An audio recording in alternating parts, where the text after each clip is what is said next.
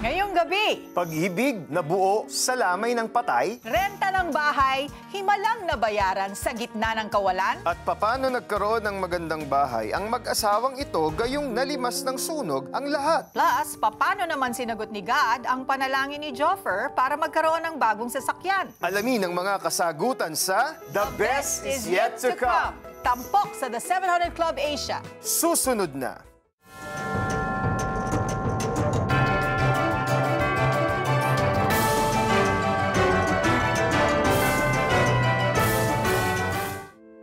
During those times, nag-a-attend na ako sa youth service. There were moments talaga na I was really looking for someone lang. And then, I met a girl. Na-meet ko tong girl na to. And I thought na she's really the one for me. Nag-struggle nga ako dun sa depression. So, we had the family problem, yung ate ko umalis, and then yung struggle ko from my past relationship na very toxic and abusive. Sabi ko, pagka pinalampas ko pa to, baka makamiss out na ako. I saw myself dragging her into this mess again. Yung mess na self-centeredness ko. Talagang parang may trauma pa ako doon at self-hate na hindi ko pa siya nalalet go. Parehong lumaki sa Kristiyanong pamilya sina Albert at Charlene.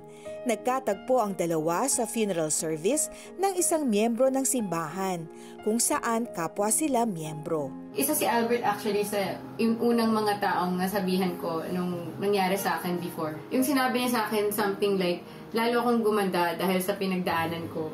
Isa siya actually sa mga taong na ginamit ni Lord para maparealize sa akin yung worth ko na hindi siya dependent on my past mistake. God really used siya to talk to me. Hey, you really need to let go of this wrong relationship and focus your relationship to me. Sa tagpong yon, pinaranas ng Diyos ang kanyang pagmamahal kina Albert at Charlene. Tinulungan si Albert ng kanyang small group leader upang maipanalangin at mabitawan ang maling relasyon. At si Charlene naman ay sumailalim sa deliverance session upang maghilom ang sugatang puso at maranasan ang tunay na kalayaan mula sa Diyos. After we prayed, this female counselor told me na Jesus is looking at you right now and He wanted me to tell you that you're wearing a pure white dress and that you should stop condemning yourself because you're just a victim. And sabi nila, nung time na nakangiti daw sa akin si Jesus. Grabe, yun yung time na talagang I became free. That was the time na God set me free. As far as I remember, God really used people around me. Up to this day, naaalala ko yun. Kasi sobrang memorable niya sa akin na how come na itong person na to, hindi ko naman kaano-ano, hindi ko naman kamag-anak to eh. Pero yung love niya for me, you need to let go of that person because kung hindi mo let go yung person na yan, constantly, you will be in that same situation na you keep on falling. Matapos nito, aktibo pa ding naglilingkod sina Albert at Charlene sa youth ministry hanggang sila ay nagkamabutihan. At taong 2017 hanggang 2019, unti-unting binuo ng Panginoon ang kanilang love story. Yung 2 years na yun, sobrang worth it, yung 2 years of being apart. Kasi yun yung 2 years na I can say na individually, we became complete with the Lord. Lagi ko sinasabi sa kanya na yung goal ng relationship na to is not just for us to grow in love with God, but for us to share that love to other people as well na na-experience natin kay God. That led to our second chance na binigay ni Lord. Na dati kasi nung nagkakilala kami, pareho kami broken. So, parang inalaw talaga ni Lord yung 2-year gap para maging buo muna kami bago niya kami ipagtagpo ulit.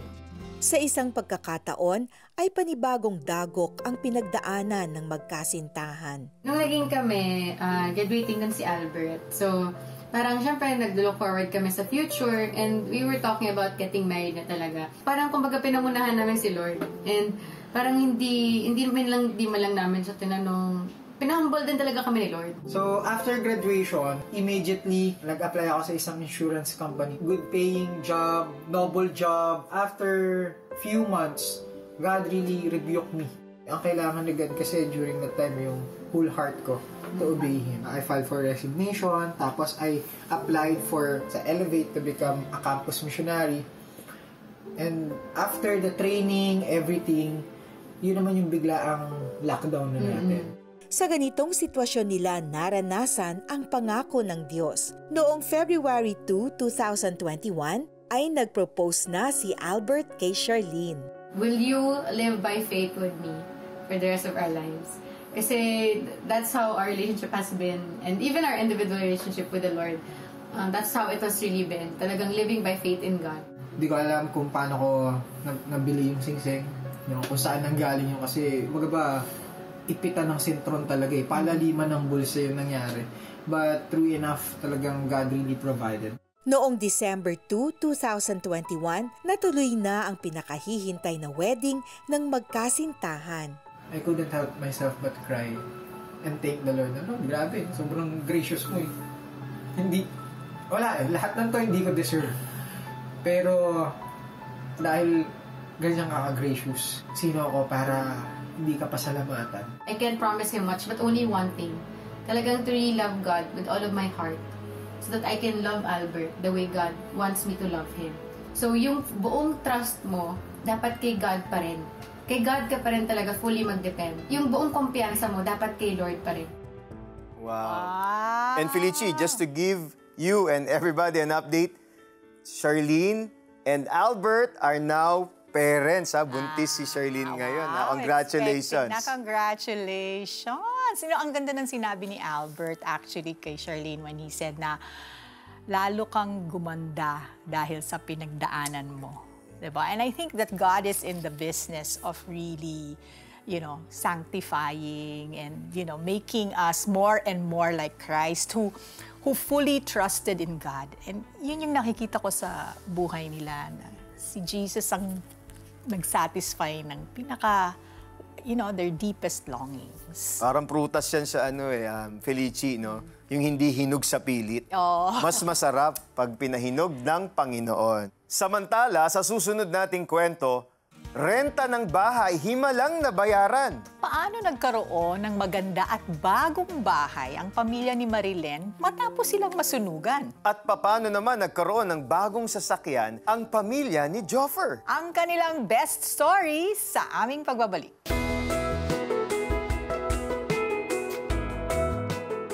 For the past 29 years, CBN Asia has been proclaiming Christ and transforming lives. We couldn't have done it without the help of our partners. We invite you to continue the journey with us and be a blessing to others. For your donation of 2,500 pesos, you will receive a limited edition CBN Asia statement shirt. Together, let's proclaim that God is good. Be a CBN Asia partner today. Reach more, bless more, anywhere you are. Donate to CBN Asia using your GCash app. There are two ways to send your donation after you log in. Simply tap Send. Then tap Send via QR. Scan the QR code. Enter the amount of your donation. Click Next. Then tap Pay. Or you can tap the bills icon. Then tap Others. Scroll down and tap CBN Asia. Enter the amount of your donation. Enter your 11-digit mobile number. Type your name in the account name. Then type your email address. Tap Next. Review the details, then tap Confirm.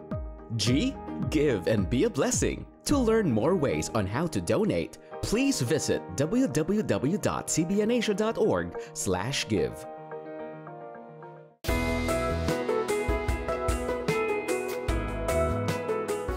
Welcome back to the 700 Club Asia. Eric, ano ang isang himala na naranasan mo sa Panginoon? Naku, marami. Pero Oo yung nga. pinaka-recent at bago lang, no?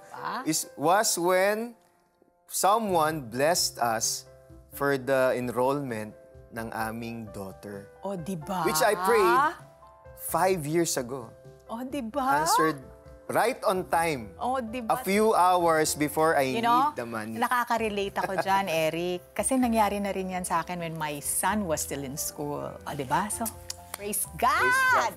Sa susunod nating kwento, nakatanggap rin ng himala ang pamilyang Magsaysay. Himalang nabayaran ang upa ng kanilang bahay at himalang nakaligtas sa sunog si Rafi. Panoorin natin ang buong kwento. Isang artist noon si Marilen nang malugi ang kanyang pinagtatrabahuhan. Sasabihin sana ako sa'yo, pull out ko muna sana yung project. Nagtayo sila ng studio ng asawang si Rafi, ngunit kinailangan din nila itong isara. Na-deplete na lahat ng savings namin. Yung ulam na lang namin, galunggong at munggo. It got to the point na I would even look for mga barya sa bag ko. Talaga, lahat ng mga bags ko, bubuksan ko, magsisimot ako ng barya.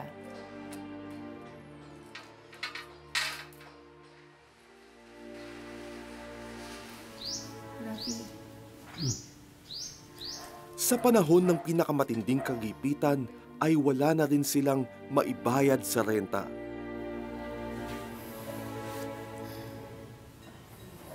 Naisipan ng mag-asawa na manalangin. Unang binabalik na po namin ang mataas na papuri, pasasalamat. Sagot sa kanilang dasal ang pagdating ng isang kaibigan. So he asked us, is there anything I can do for you? Is there anything you need? Sabi namin, we need rent for tomorrow. It's so shocking. It's so, kasi how God brought someone there now. Ang nangyari, so she made a check right there. So right away, wow, nagulat kami. We were able to find a way to pay the rent.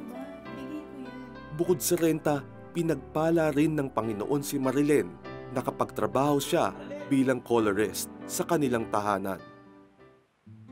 Ngunit naging bunga naman ito ang malayong loob sa isa't isa. Mamaya na, may ginagawa pa ako.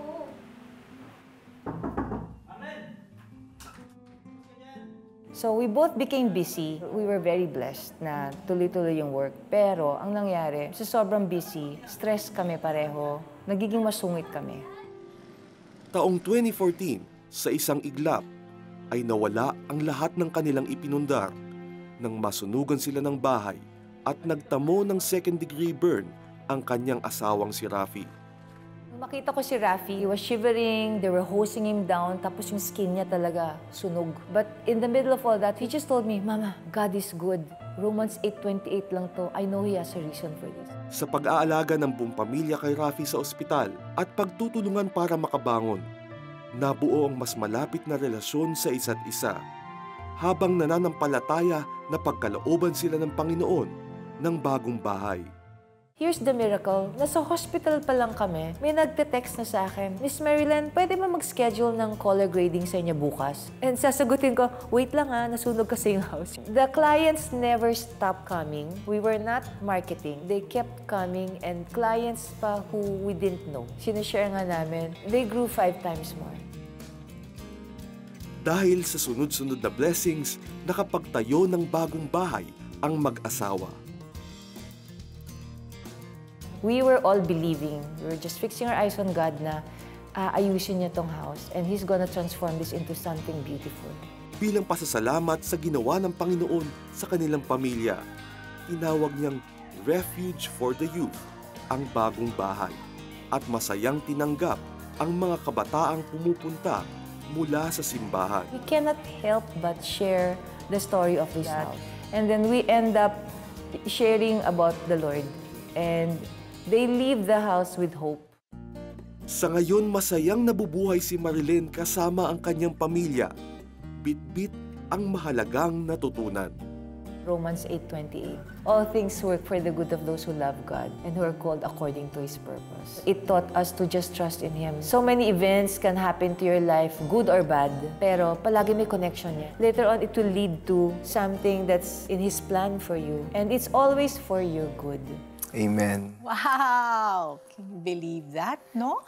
Imagine how God works talaga. Talagang may mga nangyayari sa ating sitwasyon na parang we don't know God is arranging things for the better, for our good.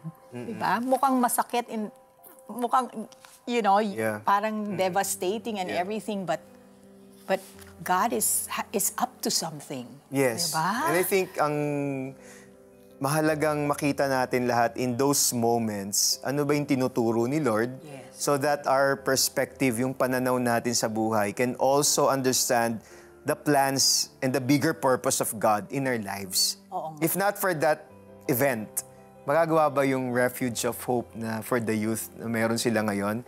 You know, God moved them to a bigger ministry. More purposeful yung life nila, no? At saka hindi naman mangyayari ito kung wala silang relasyon sa Panginoon.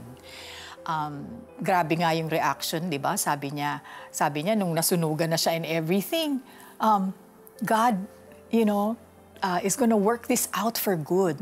Ganun ba yung natural na reaction, di ba? Pag may mangyari sa yung masakit, hindi eh. Pero dahil may relasyon sila sa Panginoon, naalala ko tuloy yung nangyari earlier sa buhay nila na merong dumating para bayaran yung kanilang utang sa renta. Alam niyo po, meron din dumating dito sa lupa para bayaran ang mas malaking utang. Lahat tayo actually may utang, you know.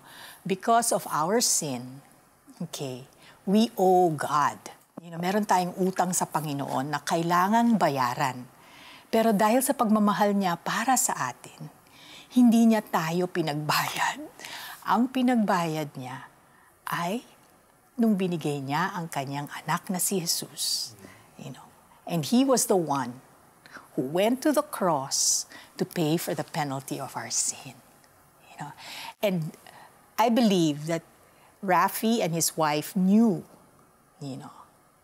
this, you know, na ang kanilang buhay ay nasa kamay ng Panginoon. They knew this because they had a relationship with Him. And it all started when they said, Lord, may utang ako sa iyo. And I want that to be paid by the blood of Jesus. All we need to do is to go to Him and say a prayer to accept the life that He wants for you. Let's pray. Heavenly Father, thank you.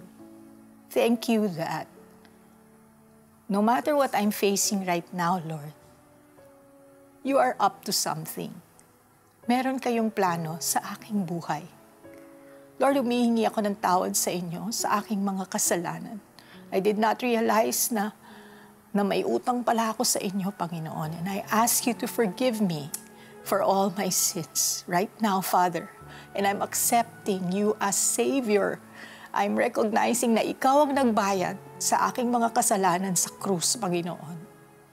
And from now on, Lord, I want you to be the captain of my life. Kayo na po ang manguna. You are the Lord of my life from this moment on, Father. Lord, I pray, Father, for your Holy Spirit to fill me, Lord, para matutunan ko, Lord, ang buhay ng isang kapamilya mo, Panginoon. Thank you, Father, for accepting me and receiving me, and thank you for this new life. In Jesus' name I pray. Amen and amen. And amen. Alam mo, Felici, this salvation, itong kaligtasan na ito, is not humanly possible. It requires supernatural power that comes from God. And if there's anyone right now, lubog ka sa utang, meron kang karamdaman, magulo ang iyong pag-iisip, marami kang problema, you are battling a lot of things emotionally, relationally, even legally, right now, God is speaking to you that His supernatural power can take effect in your life as long as you will put your faith in Him. Lahat po ng ito hindi kaya ng tao, pero kaya ng Diyos because God can do all things, the impossible things possible. Even your salvation, even your death. We are praying for a family who is going through death right now. Malaki ang utang nila sa bangko. May utang silang dapat bayaran, may obligasyon sila. Pero Panginoon, gagamitin mo, Panginoon, ang mga tao sa paligid nila upang makabangon muli sila. Gamitin mo ang kanilang negosyo na makabawi sa pagkakautang upang makabalik sila sa magandang flow ng kanilang finances. There is a couple who is praying for a child right now. We are praying for supernatural intervention. Let your will be done, Panginoon. mangyari ang kanilang panalangin ayon sa iyong kagustuhan. Let your kingdom come. Let your will be done on earth as it is in heaven. We are also praying for someone who is crippled, na meron siyang problema sa kanyang kanang paa. Because of an accident, the muscle, the nerves, nanghina, but right now, you are performing a supernatural surgery, healing this person's right leg. In the name of Jesus, amen and amen. Thank you, Lord. Kung sumabay ka sa panalangin para tanggapin si Jesus bilang Panginoon at tagapagligtas, at kung nais mo na maipanalangin ka namin, please text YES, space your name, space location, at ipadala yan sa 0998-590-0620 o mag-chat sa The 700 Club Asia Facebook Messenger.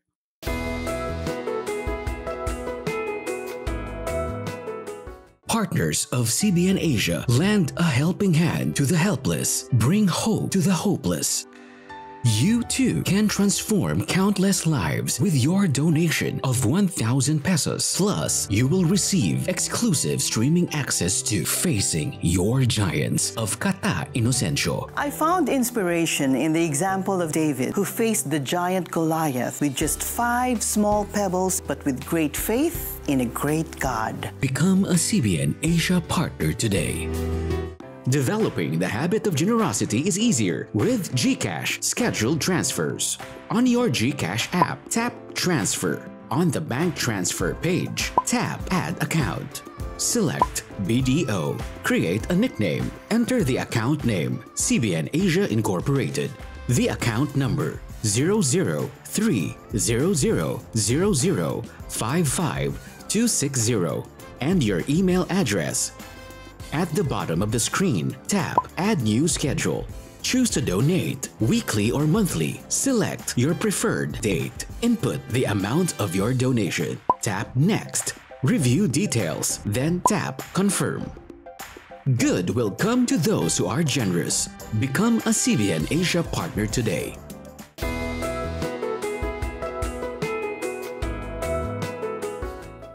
Eric, maraming blessings tayong natatanggap mula kay Lord, di ba?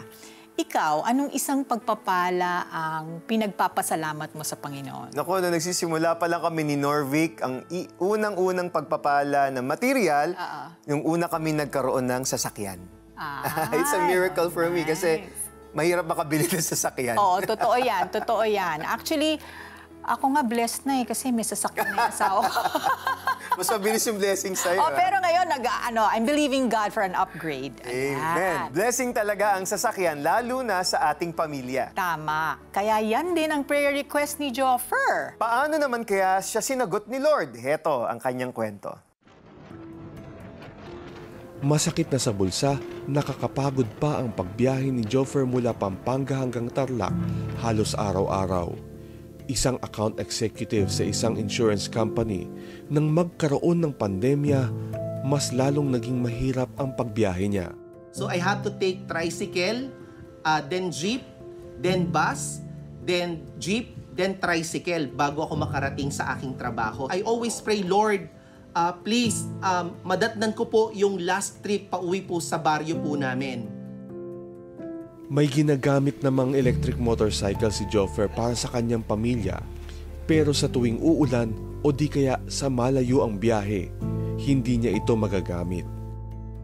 Munting pagsusumamo niya sa Diyos. In Jesus' name, sabi ko, darating yung panahon na ipagkakalob mo itong dream car na magagamit ko sa trabaho ko, sa ministry, at para maserbisyo ng aking pamilya.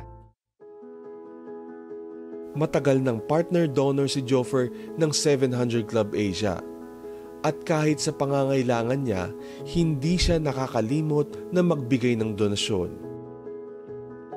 Nakikita mo kung gaano karaming tao ang naaabot ng CBN Asia. No? Wala man ako physically doon, but still, the giving, the continuous partnership with the CBN Asia, doon ko nakikita na ang sarap magbigay sa gawain ng Panginoon. Hindi lamang ito ang paraan ni Joffer upang tumulong. Maging sa mga kababayan niyang Aita, may regular siyang feeding ministry. Panuntunan niya ang Biblia. Malakay 3:10, give the whole tithes offering to the Lord, to the storehouse, para mas mapunan po ang lahat ng pangangailangan sa gawain ng Panginoon na kung saan tayo po nag-a-attend. Sobrang tuwang-tuwa ang puso ko sa pagbibigay sa Panginoon. Bakit? Kasi ibinabalik ko sa Kanya yung lahat ng pinagkatiwala niyang pagpapala sa akin. Ang mga itinanim ni Joffer sa gawain ng Panginoon, unti-unting nagbunga. Kamakailan lang ay nahirang siya bilang top sales executive sa Tarlac at hindi dito natapos ang pag-ani. I was able to close a 1,009,000 production credit by faith talaga. Talagang nag-provide ang Lord. Binigyan niya kami ng bagong sasakyan. Patunay lamang ang lahat ng ito na tapat ang Diyos sa kanyang mga pangako. Fully surrender everything to the Lord, na Lord, lahat ng ito ipinagkakatiwala ko sa inyo. And everything kasi bro, ibibigay ng Lord. Hindi yung second best, but He will give the best. Amen. Amen. Talagang the best is yet to come. Yes, Felicie. yes. Salamat, Joffer, at sa libo-libo nating partners. Part of your giving to CBN Asia goes to our humanitarian arm, Operation Blessing. At isa sa ating sama-samang natulungan ay si Jerry, 8 taong gulang. Dinala siya ng kanyang ina na si Angie sa mission site ng Operation Blessing. Inaatake ng hika noon si Jerry kaya agad na ninebulize at binigyan siya ng libreng gamot. Kwento ni Angie, inaatake na raw ng hika si Jerry nitong nakaraang linggo kaya di pumasok ng 2 araw sa eskwela ang bata. Naiiyak ang kanyang ina na makita ang kalagayan ng kanyang anak. At matapos malapatan ng gamot, naging maginhawa ang kalagayan ni Jerry. Kaya malaking pasalamat ni Angie sa Operation Blessing. Bukod kay Jerry, libreng pina-check up at binigyan din ng gamot ang kanyang kapatid. Sinama na rin sila sa BACO, Bless a Child program ng Operation Blessing. BAC is a year-long project designed to address the needs of undernourished children by providing holistic assistance through nutritionally balanced meals, spiritual guidance, regular health checkups, free education, and the provision of livelihood opportunities for the sustenance of the children's families. At ang ating medical team ay babalik sa kanila pagkatapos ng 3 buwan para magsagawa ng follow-up check-ups. Ang lahat ng ito ay nagagawa ng Operation Blessing dahil sa inyong walang patid na suporta sa CBN Asia. Kaya kung hindi pa kayo member ng CBN Asia, abay, maging member na. Just scan our universal QR code to donate. Pwede yan sa Shopee Pay, GCash, Maya, and BDO Pay app. God bless your generosity. Sa buhay, the best ang tumulong sa kapwa. The best ang maghintay sa kalooban ni Lord. At the best ang magmahal sa Kanya. Heto ang pangako ni Lord sa lahat ng umiibig sa Kanya. No eye has seen, no ear has heard, and no mind has imagined the things that God has prepared for those who love Him. Sarap kantahin yan. Kaya anuman ang sitwasyon mo, patuloy kang magmahal at manalig kay God. The best is yet to come. At dito nagtatapos ang ating maikling kwentuhan. Stories of hope, faith, and love. Join us again tomorrow for another inspiring episode of the 700 Club Asia. God bless you more and more. Ang hirap po pala na walang tatay. Wala na po akong malapitan. Hindi ko po alam kung saan ako tutungo. I would cry to God at night. Lord, naging mabait naman ako kasi 'di ba pag naging mabait, marami kang kaibigan. I was so confused. Wala na akong friends. Wala akong mapuntahan. I asked for a purpose nun. Lord, bakit ba ako nabubuhay pa? Abandoned naman ako. Yung hinahanapan ko nun ng approval. Wala na. So yun yung lowest point of my life.